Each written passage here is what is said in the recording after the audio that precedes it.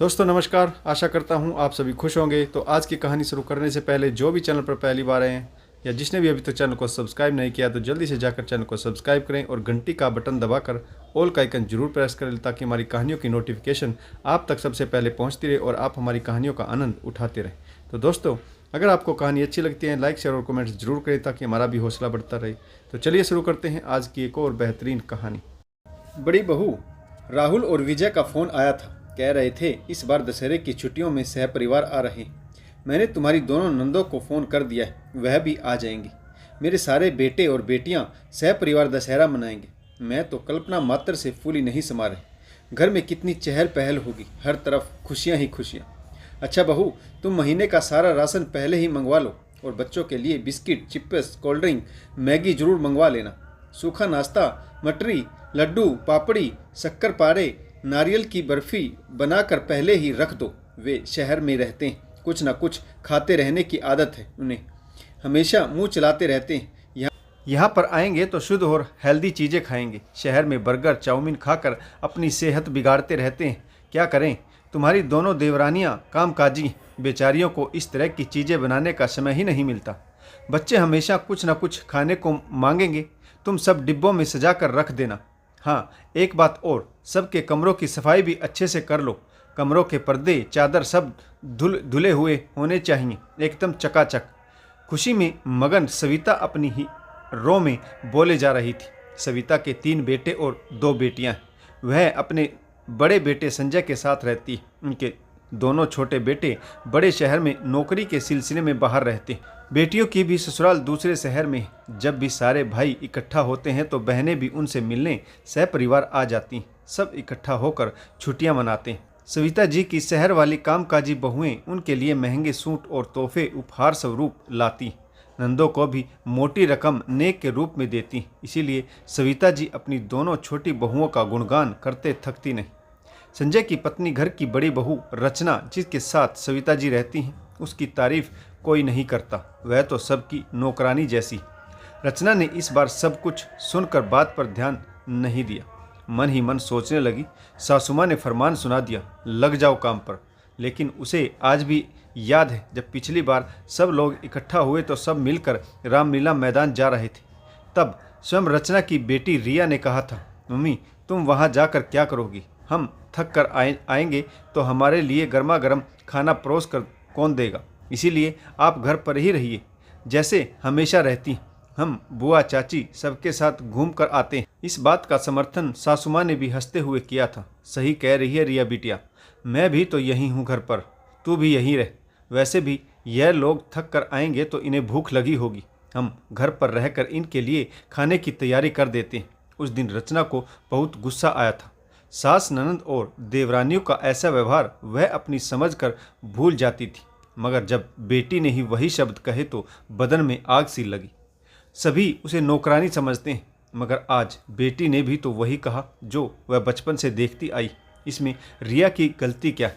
उसने तो हमेशा से जो देखा वही बोला है। गर्मियों की छुट्टियां हो, दीपावली, दशहरा, पुश्तैनी मकान होने की वजह से सभी सताने चले आते हैं। नंदे देवरानियां अपने बच्चों की जिम्मेदारी भी उस पर छोड़कर बाजार, हाट घूमने, मूवी देखने, पार्लर के लिए निकल जाती। मगर रचना से कोई पूछता भी नहीं। सास भी हाँ में हाँ मिलाते हुए कहती, तुम अपने पाँव दुखा कर क्या करोगी?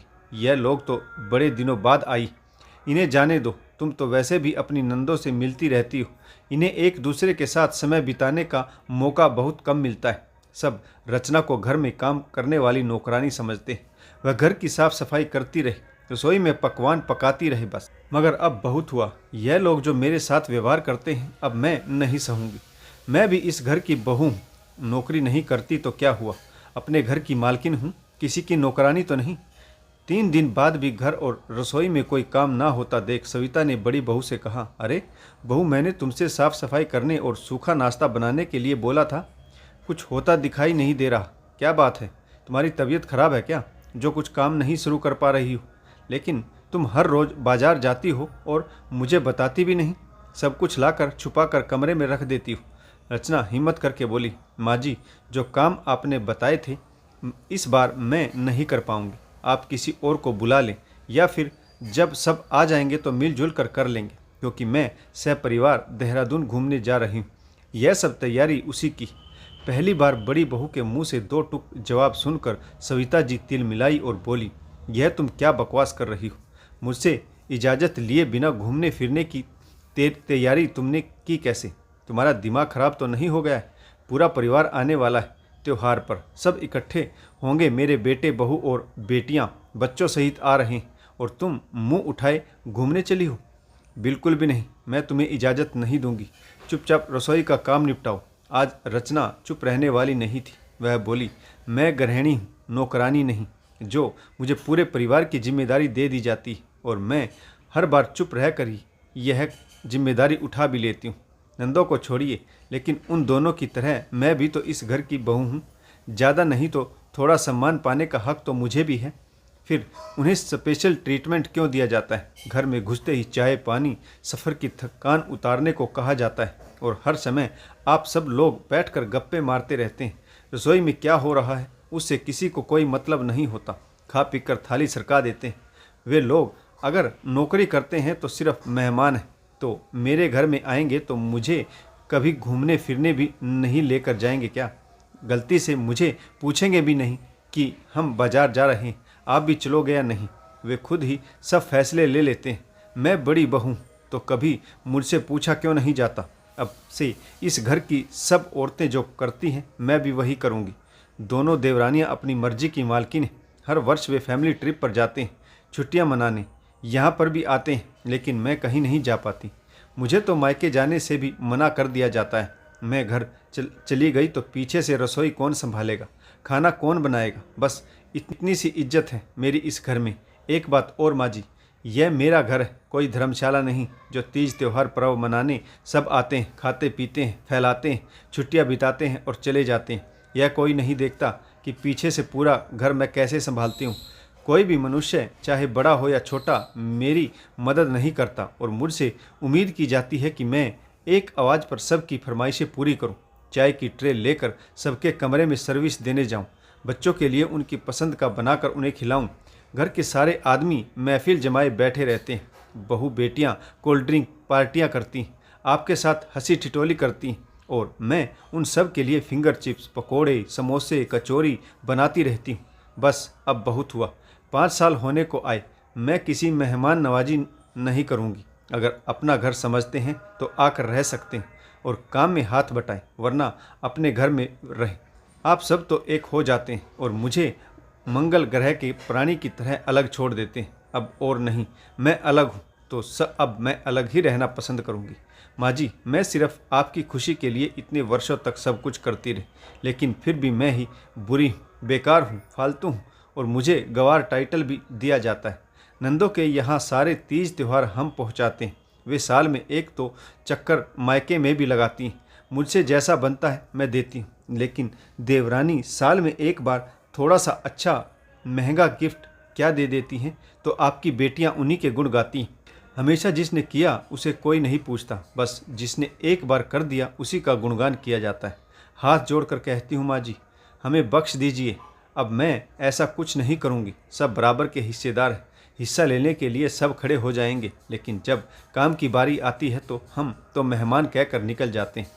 रचना की बातें कड़वी थी मगर अखंड सत्य की तरह थी। संजय भी सुन रहा था। वह बोला, तुम फिक्र मत करो रचना, जिसे आना है उसे आने दो, तुम बस चलने की तैयारी करो। आज का टिकट कन्फर्म हो गया है, हम 2 दिन बाद आ जाएंगे, तब सबसे मिल लेंगे। उनका अपना घर है, आकर रहें, बनाए खाएं, खूब मस्तियाँ करें, किसने रोका है? हम अपनी ज़िंदगी अपने तरीके से जिएंगे। दोनों अपने कमरे में चले गए। बेटे का भी समर्थन है, यह बात सविता जी समझ गई, लेकिन वे इतनी जल्दी अपनी गलती मानने वालों में से नहीं थी। मुंह फुलाकर अपने कमरे में बैठ गए। दोनों छोटी बहुओं और बेटियों को कॉन्फ्रेंस कॉल पर बड़ी बहू की सारी बातें बता दी। बेटियों ने कहा, क्या रचना भाभी सच में जा रही हैं? दोनों छोटी बहुएं भी बोली, माँ जी आपने कन्फर्म तो किया है ना, कहीं वे मजाक तो नहीं कर रहे? सविता बोली, नहीं, संजय कह रहा था टिकट कन्फर्म है, जाने दो उसे जहाँ जाना है, हम सब मिलकर काम निपटा लेंगे। तुम लोग जल्दी से आ जाओ, फिर हम सब मिलकर भी कहीं घूमने का प्लान बनाएंगे। बड़ी बहू को बहुत घमंड हो गया है कि वह सारे काम करती। अब की बार हम उसकी गैर मौजूदगी में सारे काम अच्छे से निपटा कर दिखाएंगे, फिर उसका घमंड चकनाचूर हो जाएगा। दोनों बेटियां एक सुर में बोली, नहीं मम्मी, फिर तो हम नहीं आएंगे। ससुराल में तो हम काम करते ही, मायके में भी आकर काम करेंगे। इससे भला तो हम ससुराल में ही ठीक हैं। मंझली बहू बोली, मम्मी जी, मेरे बच्चों को तो प्रोजेक्ट बनाना है, मैं भी नहीं आ पाऊंगी। छोटी बहू कहाँ पीछे रहने वाली थी, वह भी बोली, मम्मी जी, मैं आपके बेटे के साथ टूर पर जा रही हूँ, इसीलिए मैं भी नहीं आ पाऊंगी। बड़ी दीदी वहाँ पर नहीं होगी, हमसे इतना काम नहीं हो पाएगा। हमें इतना काम करने की आदत ही नहीं, और ना ही हम कोहलू का बैल बनकर काम कर सकते हैं। एक के बाद एक सब कॉन्फ्रेंस कॉल से हट गए। पास बैठे सविता जी के पति सुरेश जी बोले, देख लिया भाग्यवान, यह है तुम्हारा परिवार, जो कुनबा तुमने जोड़ रखा है। गलतफहमी में मत रहना, ये लोग यहाँ सिर्फ मज़े करने आते हैं, ऊपर से हमारी बड़ी बहू की इज्जत भी नहीं करते। यह सरासर गलत है। अच्छा हुआ आज रचना ने अपने दिल की बात कह दी, मैं उसके फैसले से पूरी तरह से सहमत हूँ। सविता जी को भी एहसास हुआ कि वह अपनी बड़ी बहू के साथ बहुत गलत कर रही थी। दूर के ढोल सुहाने लगते हैं, यह कहावत वाकई में ही सच है। दोस्तों, आशा करता हूँ कहानी आपको ज़रूर पसंद आई होगी। तो अगर कहानी अच्छी लगे लाइक शेयर और कमेंट्स ज़रूर करें। कहानी में किस पात्र की भूमिका अच्छी रही और आपको इस कहानी से क्या सीख मिली, यह भी कमेंट्स करके जरूर बताइएगा। कहानी पढ़ने के लिए आप सभी का बहुत बहुत धन्यवाद। जय हिंद, वंदे मातरम, भारत माता की जय। जय जवान और जय किसान।